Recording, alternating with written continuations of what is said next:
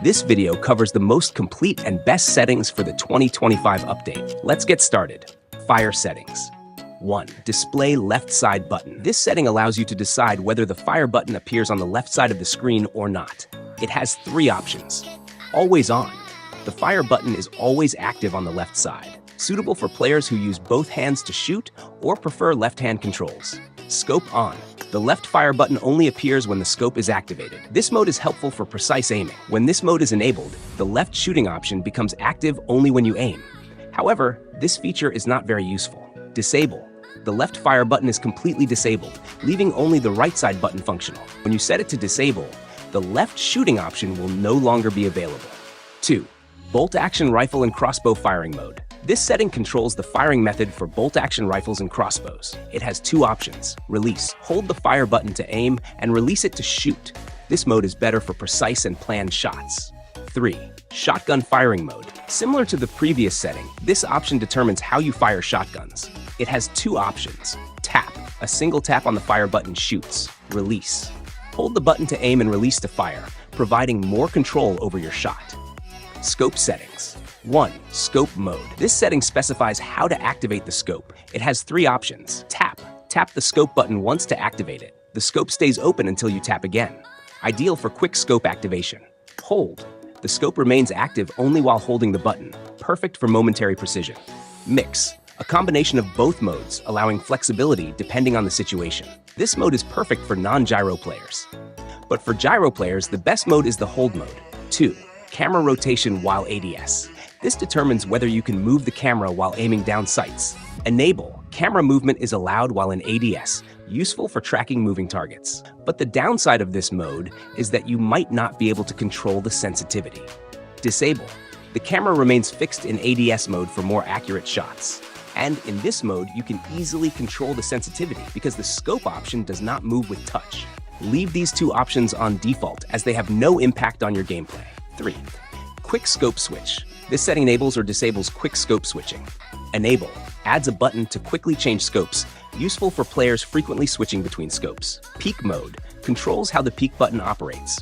It has 3 options. Tap. Tap to activate peek mode, which stays on until you tap again.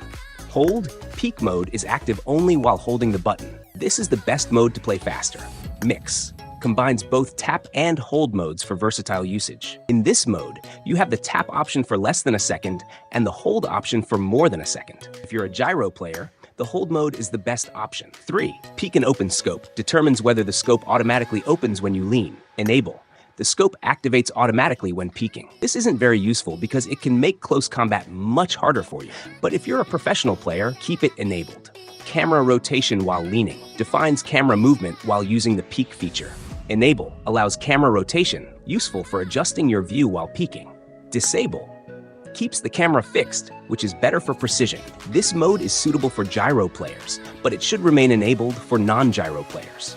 In the advanced settings section, a variety of options are available, each of which can have a direct impact on your gaming experience. Always keep the first 2 options on default. Headshot sound effect. This setting controls the special sound effect when you land a headshot on an enemy.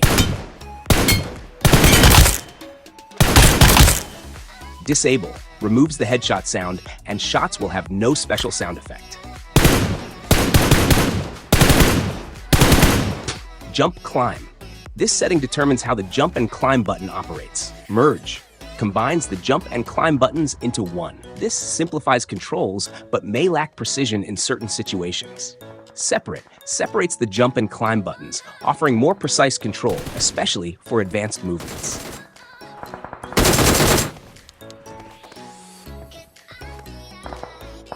Firing mode button display. This setting determines how firing mode buttons are displayed. Separate.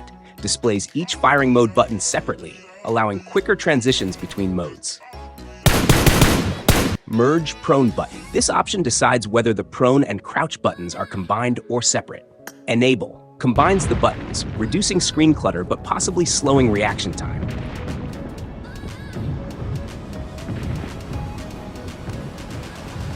Quick throw. This setting controls the quick throw feature for grenades. Enable. Activates quick grenade throwing, which is highly useful in combat situations. By pressing the grenade, you can activate it directly without touching the fire option. Throwables Quick Wheel. This setting manages the throwable item quick selection wheel. By enabling this option, you can easily drag this box in any direction to equip different items like grenades, smoke, and more. Throw Consumables. This option controls the quick throw feature for consumables like healing kits. Enable activates quick throwing of consumables, making it efficient in emergency situations. Enabling this option is essential because sometimes your teammate might need aid kits in the middle of a fight.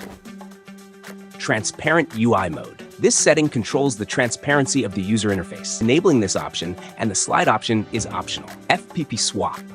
This setting allows you to quickly switch between first-person and third-person perspectives. FPP dynamic holding. This option controls how weapons are held in first-person perspective. Enable holds the weapon dynamically and with movement, offering a more realistic experience. Disable keeps the weapon in a fixed position, which may provide better visibility.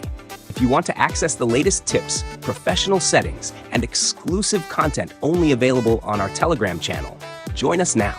Simply search for @Exos Academy on Telegram and join, or use the link provided in the video description. Let's continue. Always set these two options to the maximum size because they provide the best and widest view in both FPP and TPP modes, which some of you call iPad view. If the sprint sensitivity is set to the lowest level, your character will become very slow and you won't be able to move properly.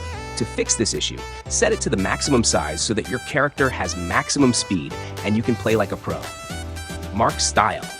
This setting allows you to choose the style of marking in the game. Classic, a familiar and simple marking style with a traditional design.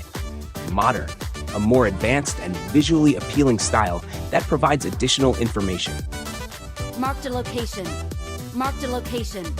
Sprinting interrupts peak mode. This option determines how sprinting affects the peak mode. Enable automatically stops peak mode when sprinting, useful for quick repositioning. Disable peak remains active while sprinting, suitable for players needing precise control during movement. Aim assist. This setting helps improve aiming accuracy.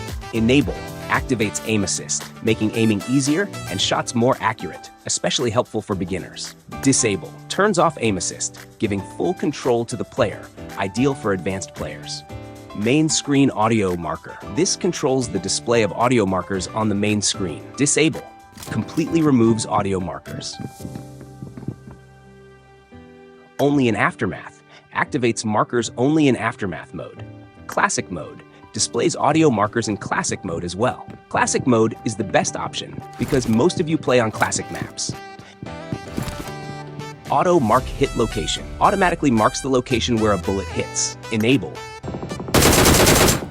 displays the hit location automatically when shooting an enemy.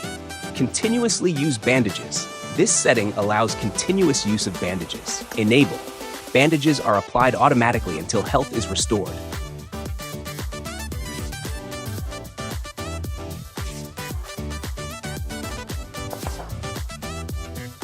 Block sight warning displays a warning when your view is obstructed. Enable shows warnings when behind obstacles. Disable. No warnings are displayed.